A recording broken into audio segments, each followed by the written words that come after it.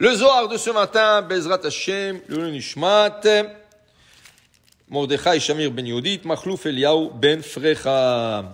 Le Zohar, il parle de Vayetzav Avimelech et Kol ha'am lemor anogea baish hazeh ubishto mot yumat. Alors on va expliquer avant d'arriver à l'explication du Zohar. Voilà que Yitzhak, il habite en Israël, il est marié avec Rivka, et une famine se déclare en Israël. Dans la terre d'Israël, une famine se déclare. C'est exactement comme il est arrivé le jour de son père. Abraham, il vient de Haran, il arrive en Israël, le lendemain, une famine. Qu'est-ce qu'il fait Abraham? Il descend en Égypte. Alors, Yitzhak, il dit, tout ce qu'il fait mon père, moi je vais. Les enfants suivent normalement le trace de leurs parents.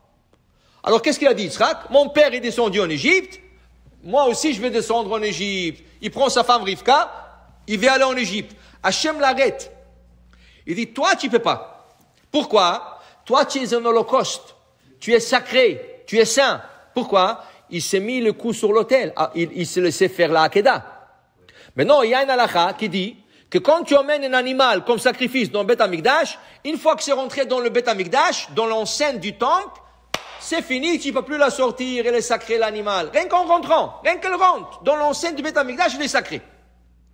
Yitzhak, il s'est mis le cou sur l'autel. Hachem a dit, tu as un sacrifice, toi. Tu es sacré. Donc, tu ne sortiras pas de l'enceinte d'Eretz Israël.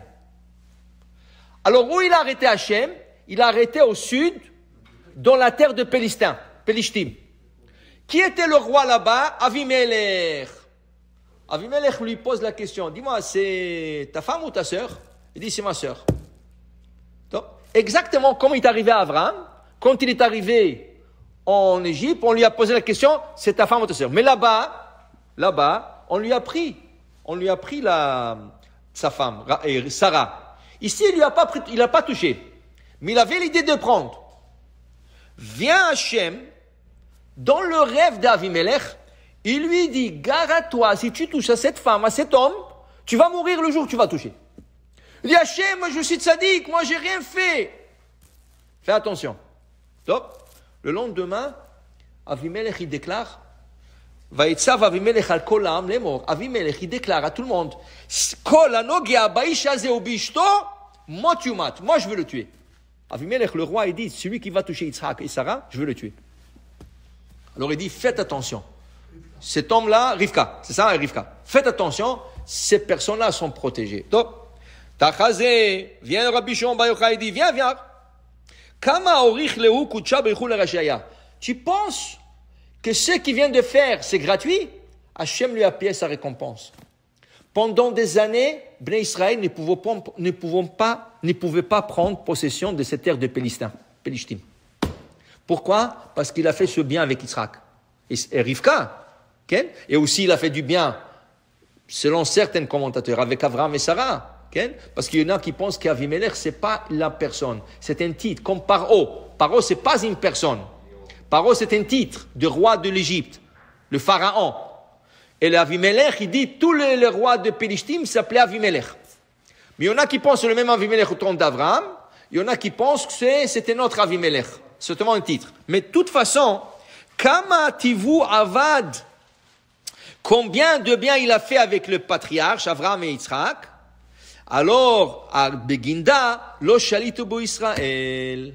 Pendant des années, Am Israël ne pouvait pas prendre possession de ces terres. À part qu'Abraham les a juré de ne pas le prendre.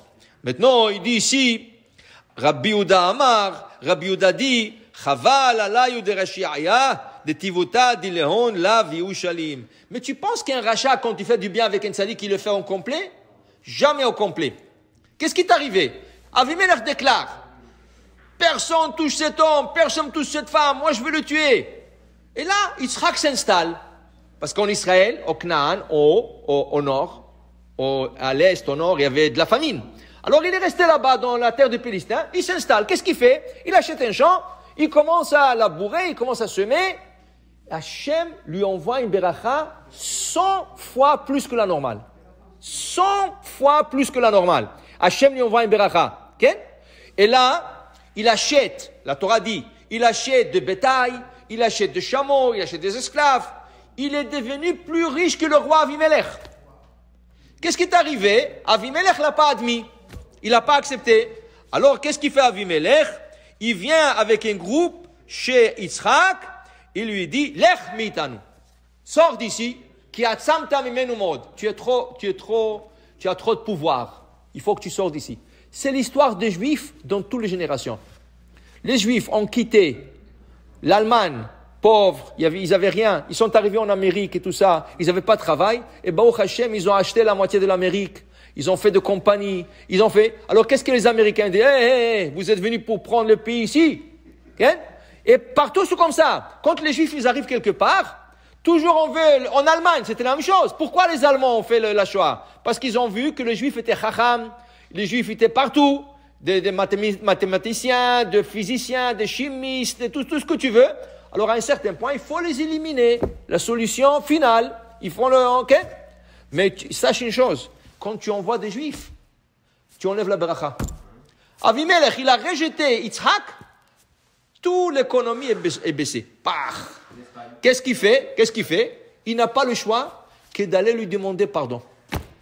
Il va chez lui, il dit, Yitzhak, comment ça va? Tu sais, il faut qu'on fasse un acte, on signe un pacte d'alliance. Il dit, qu'est-ce qu'il y a? Tu m'as jeté de ton pays, maintenant tu viens chez moi, qu'est-ce que tu veux de moi maintenant? Non, écoute, on a vu la bracha que tu avais, on regrette. Maintenant l'Espagne, qui a jeté tous les Juifs, prends le passeport gratuit, viens, tu habites ton grand-père, viens, on te donne un passeport, viens habiter là-bas, tout ce que tu veux, le Maroc, la même chose, pour te dire, c'est ça l'histoire, Yitzhak, c'est l'histoire d'Am Israël. Okay? Alors il dit ici, regarde, dit Rabbi Yehuda, regarde les Rechaïm. Tu penses qu'ils font du bien avec Israël? Quand Avimelech, il avait peur d'Hachem, il a dit ne touchez pas. Mais quand il a vu qu'un peu il le dépasse économiquement, il emmenait beaucoup de bien, mais il est jaloux de lui, il y a la sorte ici, on ne veut plus de toi. Mais il a perdu. Alors pour te dire que ne pense pas que les Rechaïm font du bien avec les Tzadikim. Ils le font, mais ils le font à moitié. Ils le font jamais au complet. Peut-être qu'il y a des chassidés au Motaolam, mais pour te dire, Tov betoach b'Hashem, mi betoach b'Adam. Ne fais jamais confiance à l'homme. Fais confiance à Hachem. Baruch Adonai le'olam. Amen ve amen.